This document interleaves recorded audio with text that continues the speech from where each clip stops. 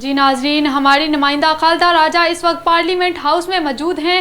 صدر مسلم لیگ ضیاء اعجاز الحق جماعت اسلامی کے دھرنے کے بارے میں کیا کہتے ہیں، آئیے دیکھتے ہیں۔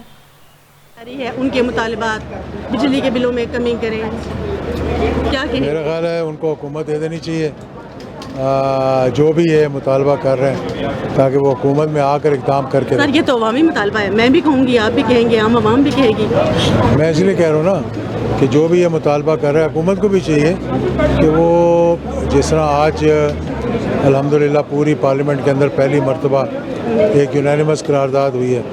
میں نے یہ وہاں کہا بھی ہے، دہشت گردی کے لیے، ملک کی اقتصادی حالات کے لیے، ملک کی آزادی خود مختاری کے لیے سب کو ایک پیج پہ ہونا چاہیے، اور یہ بجلی کے بلوں کے لیے جو اکانومی کے اندر آئے تھے، یہ حکومت کو چاہیے کہ جس طرح آج کے لیے یہ تقریب منعقد کی ہے، کل ایک میٹنگ بلائی ہے، میں نے یہ تجویز بھی دی تھی کہ تمام پارٹیوں کو اکانومی پہ، لا اینڈ آرڈر پہ، سیکیورٹی پہ سب کو اکٹھا کریں۔ اس حوالے سے کہ خان صاحب پہلے تو کافی عرصے سے یہ کہہ رہے تھے کہ میں کسی سے بات نہیں کروں گا، اب اچانک ان کی جانب سے نرم رویہ دکھایا جا رہا ہے۔ یہ کبھی نہیں کہا ہوگا کسی سے بات نہیں کروں گا، بغیر بات چیت کے تو بات آگے چل ہی نہیں سکتی۔ اچھا ہے کہ جلدی ان کو یہ خیال آ گیا، اور آنا چاہیے کہ جب تک بات چیت نہیں ہوگی، ہر لڑائی، ہر سیاست کا اینڈ جو ہے وہ ٹیبل پہ بیٹھ کے۔ تو سر سیاسی جماعتوں کے ساتھ وہ بات کرنے کو تیار کیوں نہیں ہے، نہ کہ اسٹیبلشمنٹ کے ساتھ وہ بات کرنا چاہ رہے ہیں؟ تیار تو نہیں، بات چیت تو ہر ایک سے کرنا چاہیں گے، جب موقع ملے گا سب سے بات کریں گے۔